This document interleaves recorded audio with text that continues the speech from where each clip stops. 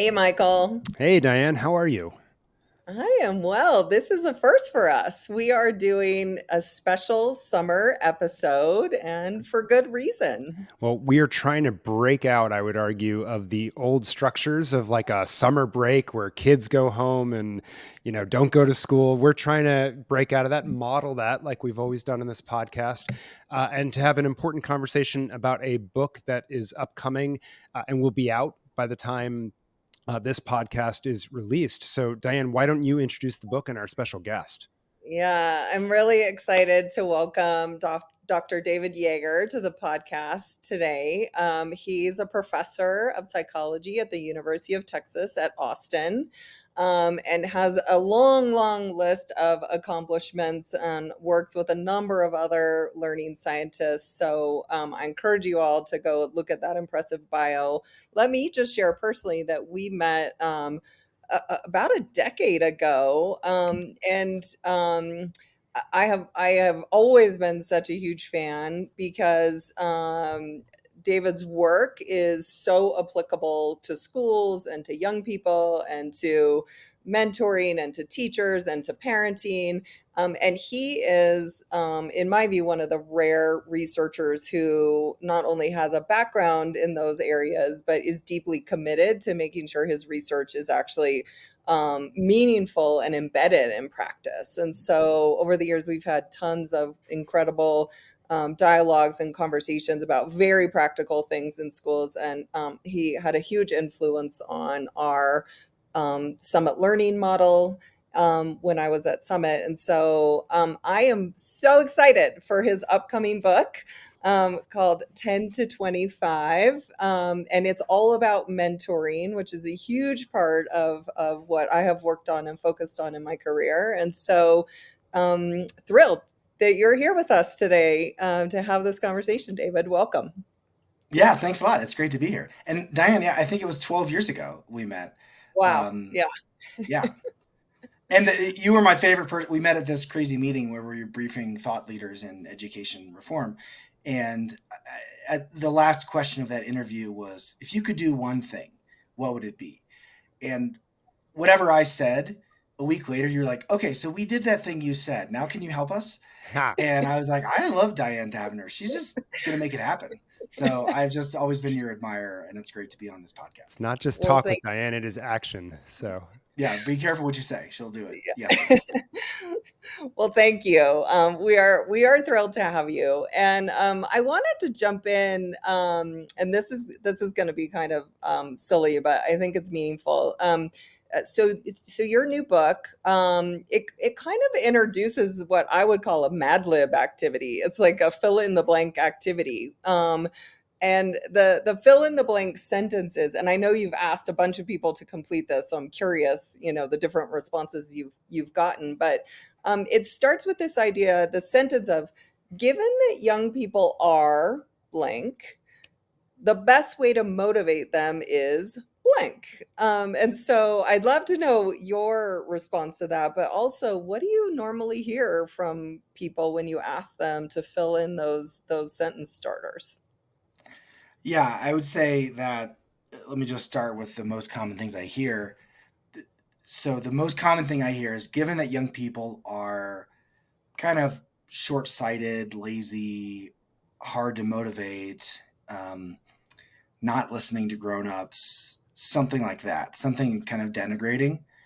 Given that, the best way to motivate them is to, and then you tend to see one of two things. One is like, explain to them why all their choices now are not quite right and why they're not, aligned with their long term best interest, or motivate them with either threats or mm, rewards. So if you do this, something bad's going to happen to you, or if you do this, I'll give you this nice thing. So either bribes or threats. That's the most common answer I see. Um, the second most common answer I see is, given that young people are stressed out, overwhelmed, you Addicted to know, their phone, right? addicted to their phones, like recovering from COVID, lonely, in the middle of a mental health epidemic, etc. The best way to motivate them is to remove their demands, chop up what they're doing into tiny steps, help them feel a sense of success, let them feel confident, don't overwhelm them, basically make it easy on them to grow up. Hmm. And both of those kind of internal logics make sense, but neither of them are great. And I would say the big punchline from my book is when I started studying people who do an awesome job at motivating young people, even in the most difficult of circumstances. They complete the sentence with, given that young people are capable of doing incredible things that make contributions to the world, the best way to motivate them is to inspire them, to sometimes to get out of their way, to run interference so that way things don't derail their ambitions and hopes, but really support their potential to come Hmm. alive. And the reason I like this exercise I'm glad you started with this, is because it reveals how our beliefs about young people are intimately tied to our practices and how we deal with them. And that sounds obvious when I say it, but it's not obvious to most people. They just think, okay, the best way to motivate people is the following. And they don't question the fact that that's a choice and it comes from a belief system and it's something that can be changed. It's really interesting. I'm feeling jealousy at the moment because Diane's had the chance to read the book in advance, and I will read it once it's out. But I'm curious, what motivated you then to write this book, 10 to 25? What was your intention? What's your hope for the book? Well, for me personally, the book comes from 15, 20 years of frustration, feeling like the advice I'd been given as a teacher and later that I saw in the research literature just wasn't cutting it. It wasn't good enough. And I remember being a mediocre middle school teacher and caring so deeply for my kids and wanting to do everything for them and feeling like I never got that kind of inspiring, enthusiastic love of learning where kids were embracing the hardest stuff and coming after class because they were curious about the topic. And then when I started doing research, I also felt like the answers I saw in the field were very, I don't know, just not useful. It was like very abstract and bland and not applicable. So we've conducted a lot of research over the last 15 years, and part of the book is, all right, well, let's put that all in one place.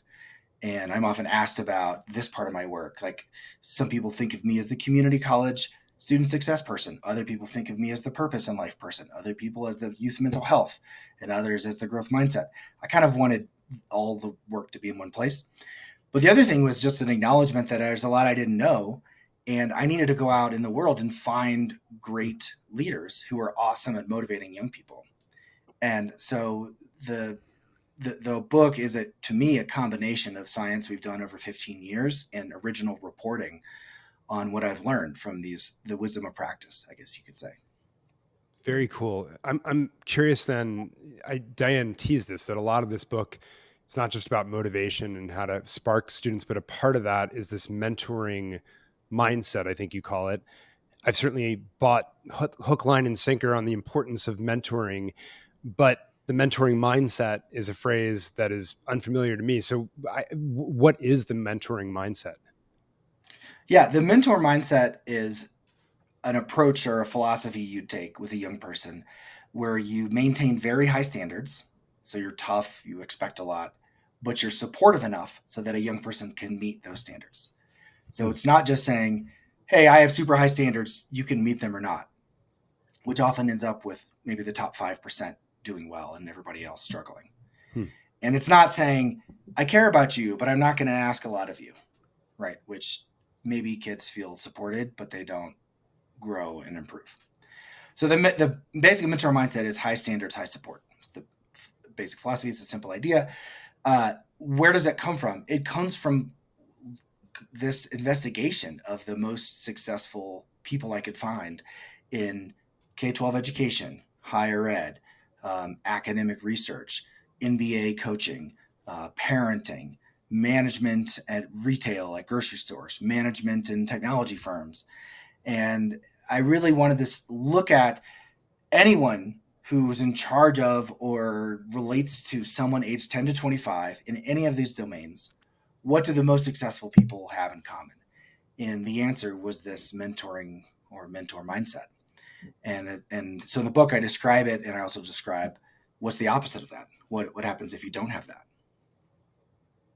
And Michael, you'll love, because it is a 2x2, because you always have to So have you're a good saying 2x2. I'm going to feel at home is what you're saying. You're going to Okay. feel very at Okay. home, because so I love the mentoring mindset because it embodies sort of the belief system that I've had for my career and try and aspired to, this idea of high expectations, high support. Let's just put names on the other ones that you were sort of describing, David. There's this enforcer mindset, which is like you were describing, high expectations but no support really, and this protector mindset, which is high support but no expectations really. And one of the things I loved in our conversation is you never start from a deficit mindset place. You're always an asset based approach where you're like, look, even those other two places have one of the two parts of the equation, so they're halfway there, so we just need to get the other kind of half in there, if you will. um yeah, say more about. Yeah, I thanks. There are Hopefully two I ways in which expressed it it's properly. yeah. No, it's great. Later on the test, I'll give you a high score. As a professor, I'm just walking around grading everyone. I don't know if you just kidding. The so there are two ways in which we tried to be asset based. One is that suppose you're in one of these off diagonal cases, the enforcer mindset, all standards, low support, protector, all support, no standards. Like that's coming from a good place. And I started to talk about that. And then the second is, as you're saying, reframing those two off diagonal cases as you got half of it right. So just add the other half, right? So why do I say they're coming from a good place? The first point. Well, I think for a long time, people have felt torn. If I'm a manager, a boss, a teacher, a professor, I have a dichotomous choice between being the tough authoritarian dictator, kind of hard nosed person who demands excellence, and the negative consequence of that, of course, is kids are and young people are crying and feeling debilitated and crushed, and most people don't succeed. But that is viewed as a necessary side effect of me upholding high standards. And you can see how you could put your head on your pillow at night and feel good about that, right? It's like Right. I'm the gatekeeper to excellence and high performance, and I'm doing what I have to do, though it's sometimes unpleasant, to uphold the standard for culture or society or performance. And on the other side, where you're very low standards but high support, what I call the protector mindset, there too, you can feel good about how you're caring, you love young people, you're putting their feelings and needs first, you're being maybe empathic, you're very attuned, right? And those are all good things to feel. The Yep. problem is that you're also a pushover, and young people don't get anywhere. But it might feel like that's the necessary consequence of protecting young people from the distress of this dog eat dog world that they can't possibly succeed in, right? So both, I think, come from in the best of cases, they come from a concern for young people, both the enforcer and the protector. Yep. They're just a little misguided. And I think the reason they're misguided is because they're embedded in this worldview we have about young people generally being incompetent. And if you think they're incompetent and I have to be tough, well, that's enforcer. It's like I need to maintain the standards, and I'm the last, defense against the world descending into chaos, right? And that's why I have to maintain rigorous standards. On the protector side, they're incompetent, they're weak, but that's why I have to make up for what they lack by protecting them, right? Yeah. So the mentor is like, all right, well, let's just take both of what's good from those. You've got the high standards, great, add the support. You've got the support, great, add the standards. So you have two reasons now to feel good about yourself at the end of the day, not just one. Yeah. Um, I love that approach. And the book is filled with the science that's behind it. And one of the things I appreciate about you is it's not only all the science that and research you've done, but you are highly collaborative, and you sort of have an encyclopedic knowledge of all the other research in the space that everyone else has done, and are very generous in bringing those ideas in. to the book. We are not going to spend a lot of time on the science here today because we want to really, given our audience, go to the practices that you put forward. But I will say for people who want to do a deep dive there, I've listened to the Huberman Lab podcast that you did, 3 hours. And it's an extraordinary deep dive in that space. So I highly recommend that for people who want to go really deep there along with the book. But if you want to listen. And so for here, I want to shift us over to these mindset practices. And they're particularly profound here in conversation because honestly, when I looked at the titles of these chapters and when I started digging in, these are things that Michael and I talk about all the time on the podcast because these are cornerstones of, in our view, what redesigned schools and learning experiences need to be building on, incorporating, how they need to, function essentially. And so, we are deeply aligned in kind of our agenda for what learning can and should look like. And so I just want to let me just say off the top, so because our listeners will recognize these, we'll start with transparency, which is a really interesting intro. And I think you say these go from like easiest to implement to probably most challenging. So we'll talk about that. But transparency, questioning, this reframing of stress, and then purpose and belonging. And again, our listeners have heard us talk about purpose and belonging sort of ad nauseum, but we can That's keep okay. talking. So let's start with transparency because you have this very, very, I would say, easy lift that people can do called a transparency statement. So tell us about that. Like, what does that look like, and how does that get you sort of off on the right foot, quite frankly, in your relationship with young people? Yeah. So the transparency statement that I write about is very simply explaining your motives whenever you are about to uphold some high standards and or provide some support so that young people don't interpret it in the worst possible light. Okay. And that can be very short. So in the case of, let's take Uri Treisman, the world's greatest freshman calculus professor. I write about it in chapter 11. He'll give students in large intro courses in calculus 5 problems where they have to find the limit of a function using L'Hopital's rule. And the thing is, most kids, when they take AP calculus, memorize L'Hopital's rule, and then they just apply it to find limits of functions. But the problem is that L'Hopital's rule is not an analytic solution. It's like a workaround. And so it doesn't work. It breaks a lot. So he'll give students 5 problems. 4 of them, L'Hopital's rule won't work for, and 1 it will, which normal teacher doesn't do that. Like normal teachers like that you're a lunatic because they're going to cry, basically. So before he does that, he's like, all right, I just want you to know the reason why I'm doing this is because you guys are preparing to be mathematicians and to think mathematically. And I want you to have careers long beyond this class. I don't want you to apply math tricks. I want you to be able to take apart the math tricks, figure out how they work, and put them back together again. Okay. So he says that before they spend 25 minutes struggling. If you don't, they would be in tears thinking, I'm dumb at math. I'm going to fail calculus. I'm never going to be a doctor or an engineer. Right? That's where the freshman's mind is going to go. So it's like, you got to say something. But in a world in which he says nothing and there's crying and tears and frustration or whatever, like that's not a great world because the most marginalized students are going to quit first because they're also dealing with other stereotypes about whether they're smart enough, etc. But in the world in which he has a transparency statement, it's otherwise the exact same lesson. And the students have the exact same great professor, but it means something totally different in that context. So that's why it's the easiest. Is like you can already be awesome at mentor mindset stuff, high expectations, high support, and you could be coming across the wrong way to your young people. And sometimes all you have to do is remind them of why you're giving them something that's a little unpleasant.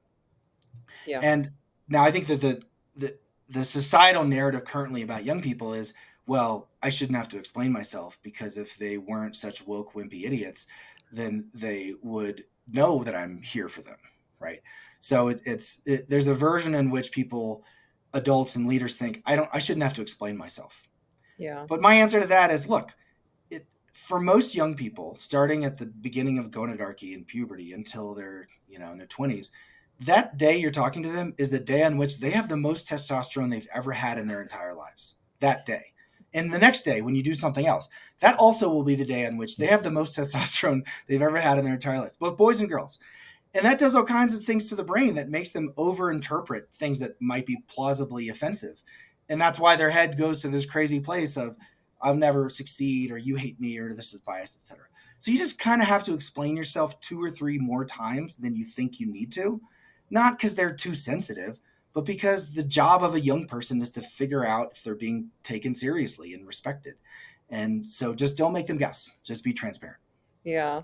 One of the things that comes up in the book is this idea of, at that developmental stage, they want status and they want respect, and there's good biological reasons for that. And when we are running counter to that, we're creating all sorts of distance between distance between us relationally, which makes so much sense to me. And I can just say from my career, I can't tell you how many of the like rigorous teachers that I knew purposefully would not have been transparent up front, because they were actually trying to sort of scare kids or create what is essentially a threatening environment, because they thought that's what they were supposed to do with high standards. And the science is pretty clear of what they were actually, the effect they were having was not the effect that I think they ultimately wanted.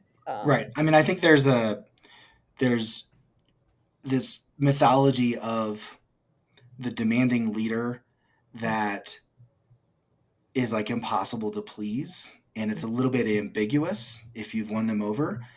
And in that mythology, you're supposed to leave people you're leading a little bit in the dark for a while, and then only at the end reveal that you cared about them all along. But they're supposed to be afraid for 9 months, so that way you get optimal performance. Yep. And like I 100% remember feeling that way as a teacher. Like, oh, if I tell them too quickly that I care about them, then they're going to take advantage of me. But that's like not what the mentor mindset leaders do. They're super hard. And students are often crying in the first few months of their classes in the college and K-12 settings. But they're also super duper transparent, so that by October, November, students can now trust that when they like ask a question, Mr. Estrada, Sergio Estrada is one of the teachers I write about. Mr. Estrada, is this problem right? And he'd be like, I don't know, is it right? Initially, students hate that. But he says, look, I would never deprive you of the opportunity to know that you can understand physics. I care about you too much to lower standards. So that's why I'm asking you the question back. So given that, do you think it's right? And he's got to say that for a couple months. But eventually students know that, and then they start thinking on their own, and they own their own learning. And it saves him tons of time later in the semester. They become independent thinkers. They go on to the next course in college and can do well. And he's given them that gift of being independent, thoughtful, curious, intellectual leaders, even though it was a little rocky at first because students aren't used to it. But you're not going to get there if you wait till May and they hate you all year. Right. Like that's idiotic. Well, even though that's the mythology. Yeah, you've led us into the questioning techniques. So, some of those teachers we're talking about, their class would also look like the professor not giving them any help or any support. That's not what you're talking about. And Sergio and others that you profile they specifically have this strategy around asking, not telling. And so tell us the dimensions and characteristics of that approach that is quite different from other folks. Yeah, I was really struck by the parenting coach that I followed, who is almost always coaching parents to ask questions, not to tell their kids what to do. And the similarities between great parenting and great teaching, great tutoring, and good management.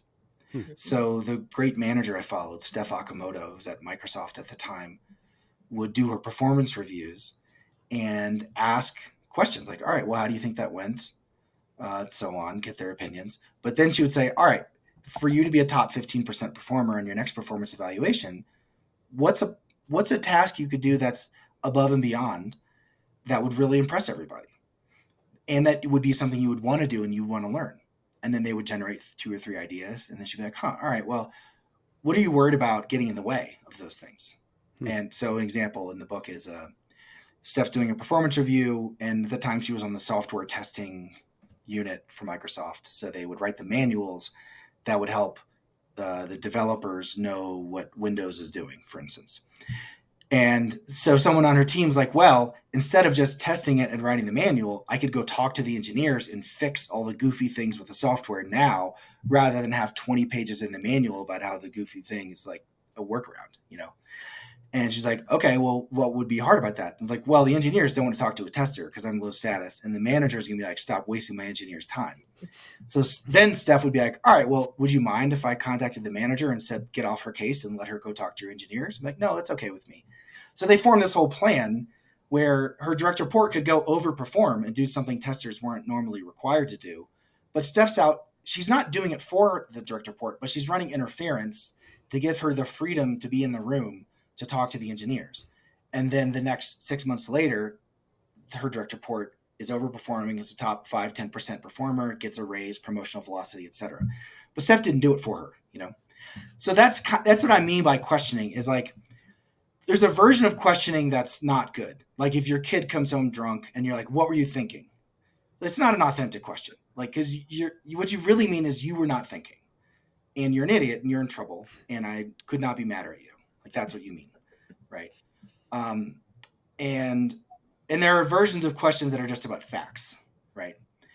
What I'm really talking about is what I call in the book authentic questioning with uptake. So, where it's a legitimate question that the person could have a true answer that, in principle, the asker doesn't know the answer to. And second, where the question builds on some thinking the person has done. Yeah. And I found mentors did that a lot and did it really well, whether it was the best NBA's best basketball coach or Sergio Estrada in physics class or Uri Treisman in calculus or Steph at Microsoft. Yeah.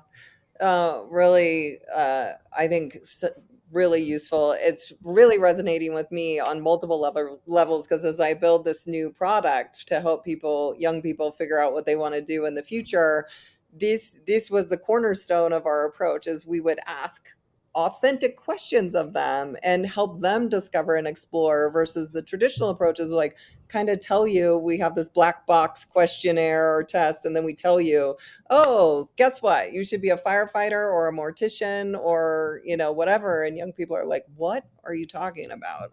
That's not me. So very resonant.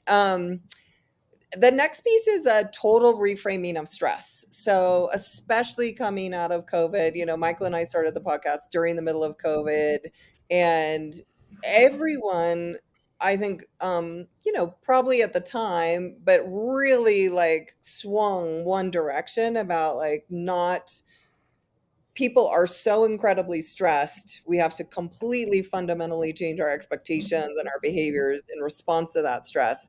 And I still think there's a belief that kids are so stressed, young people, kids are so stressed that this is where I think the protector mindset comes in a lot. Yeah.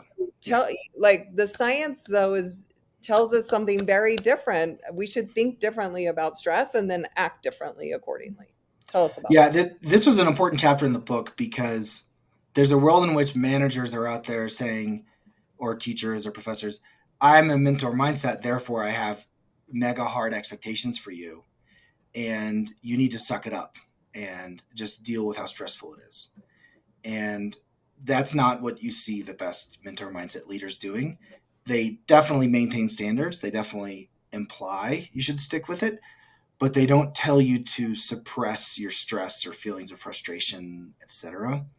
Instead, they have ways of reframing the negative emotions that tend to come from pushing yourself to your frontiers and reframing them as one, a sign you've chosen to do something important and meaningful, right? That like if it was easy, then anyone would do it, kind of thing. But the fact that it's hard means that you are doing something impressive. Mhm. And the fact that you're stressed often means you care about it, that it matters to Mhm. you, and that's cool to do something that matters to you. Yeah. And then second, that those worries actually can be fuel to help you do better. So you see that a lot. I mean, that if you look at great one-on-one tutors or even like a good golf coach or, tennis coach, they're really asking you to go take on a challenge. So if in the athletics, choose harder opponents. And if it's tutoring, choose the harder problems and try them if you can't master them. And then second, that physiological arousal of like heart racing, palm sweating, butterflies in your stomach. That's your body mobilizing like oxygenated blood to your muscles and your brain cells. And that's helping you to be stronger and your brain to think faster and so on. And most people don't think that way. They think the fact that I have butterflies in my stomach and my heart's racing mean my body's about to shut down, that my body's betraying my goals and it's going to get in the way. And so we talk a lot about the science of reframing away from what's called a suppression approach, where you just say, so classic suppression would be, well, as a parent, be like, stop crying, like stop being sad, right? You just tell your kids to stop feeling the way they're feeling. But as a teacher, what you often see is you've prepared. You shouldn't feel stress. Like you're fine, right? You can do this. You should feel confident. And you see this a lot. Kids say it to each other, like, oh, you shouldn't be stressed out. But it's like, no, actually, you should be stressed if it matters to you and it's legitimately hard. And so reassuring you that you shouldn't be stressed is a suppression approach. And it turns out if you suppress feelings, they just come back stronger and they get in the way. So the protector mindset leads you to that suppression approach. You're like, I feel so bad that you feel distress that I want you to get rid of it. And I want to get rid of it either by removing the demand or telling you to push the feelings down, like push them away, like don't feel stressed, etc. I tell the story in the book about a student of mine who emailed and said, look, my mom just died, most important person to me in the world. I can't possibly do the assignments for the next couple of weeks. I hope this won't make me fail, but I just am telling you I can't do it.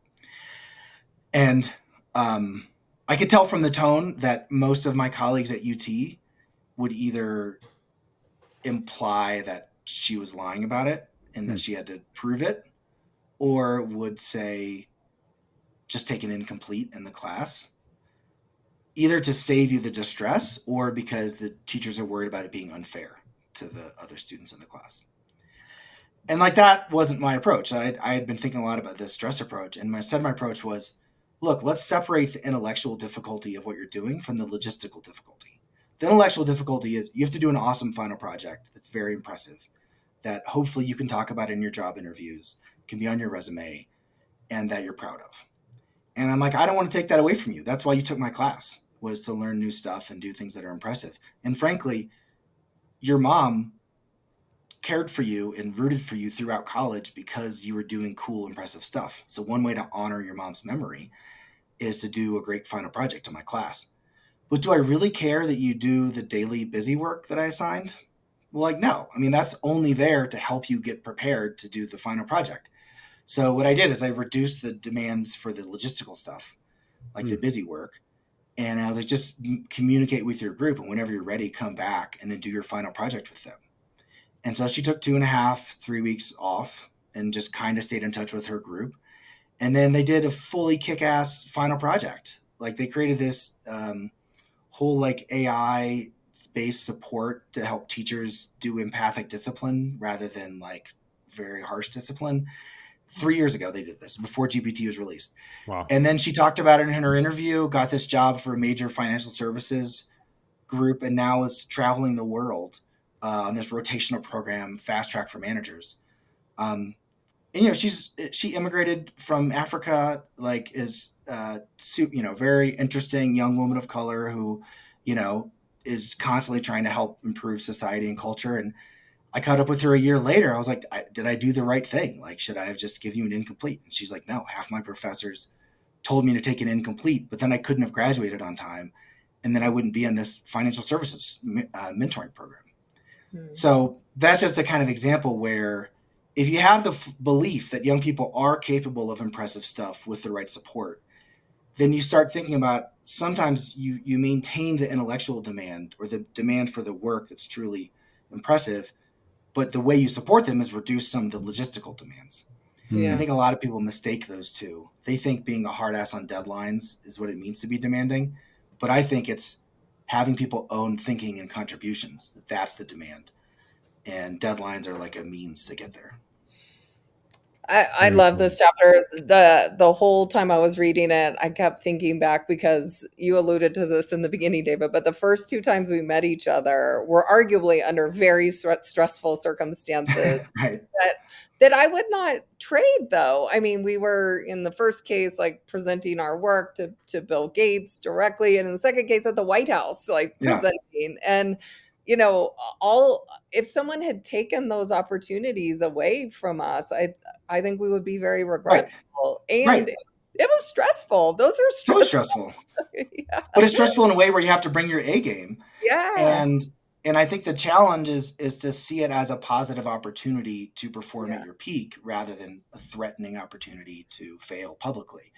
And when you do the latter, you're still sweating, you're still like your heart's racing and you're worried about doing poorly. But you also are like, all right, let's go. It's like, right. Yeah. It's like if I'm a good surfer on a huge wave, that's how you want to feel. Yeah. So It's really awesome. David, with our last few minutes here, we're gonna give you the tall tasks of talking purpose and belonging, which are just very significant. And I should say the end of your book pulls all of this into like whole models and approaches. But tell us the key concept here of purpose and belonging in your work. yeah, I mean, I think that as you know, 10, 15 years ago, those were not concepts people talked about in education reform, right? It was like curriculum and interests were probably the two Mm. biggest things. And the idea of a meaningful purpose, that wasn't around. I think Bill Damon's work brought purpose on a lot of people's radars, and I did a lot of the early randomized experiments. But even now, I think it's not as well known. Belonging to, for a long time, was thought of as this soft self-esteem boost. Like everyone needs a hug from all the world's friends, and it like wasn't taken seriously. And I think the common thread across the two is that they're super duper powerful, especially for young people who are trying to make it through the world, having a sense of status and respect. Purpose, because you want to contribute something of value to the world around you. And so having a meaningful purpose where it's like something beyond myself is depending on me, that's super motivating for young people. Um, and a lot of education gets that wrong because they just make an argument about making money in the future or Huh. using this lesson plan in a job in the future, or it's kind of a delay of gratification, long term self interested argument. And I don't think that's ever really going to work to drive deeper learning. But the idea that right now somebody's depending on you having mastered something and done a good job, I think that's really meaningful. And in an enforcer mindset, you wouldn't think of that because you'd be like, well, they're going to choose the laziest possible way to do things no matter what. So the only way we can entice them to do tedious work is through rewards or now or delayed rewards later.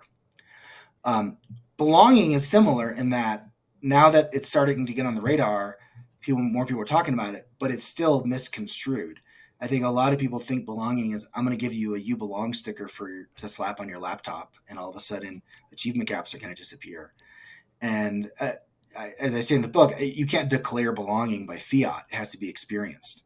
Mhm. And one of the big things that has to happen is you have to help young people tell themselves a story of Mm. how difficulties could be overcome Mhm. through actions that they could take. And then over time, they actually felt a sense of belonging in a community. And I think that purpose and belonging go hand in hand because one way you know you're valued by a community is when you've contributed something that they perceive as important to that community back in Yeah. our evolutionary history.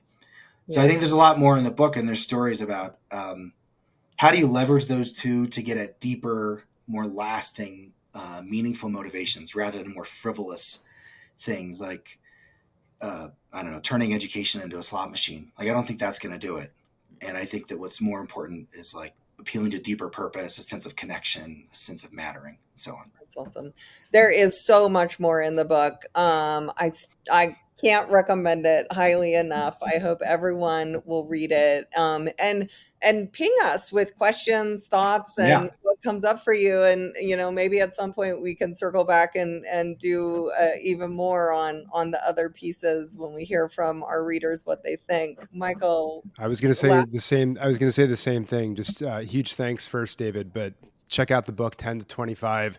I got a lot just from this conversation that has whet my appetite, and I know many others will as well. And let's circle back once we have some more fodder, because I can tell we're scratching the surface, and you've hit these hot button topics that, as you said, David, we sort of know there's something there, but I think the full depth of how it's understood is not there yet in the education field. So I appreciate you writing this and joining us. Yeah. Absolutely. And for all Thanks, those everybody. listening, I was going to say, for all those listening, we'll be back next time on Class Disrupted. Thank you again.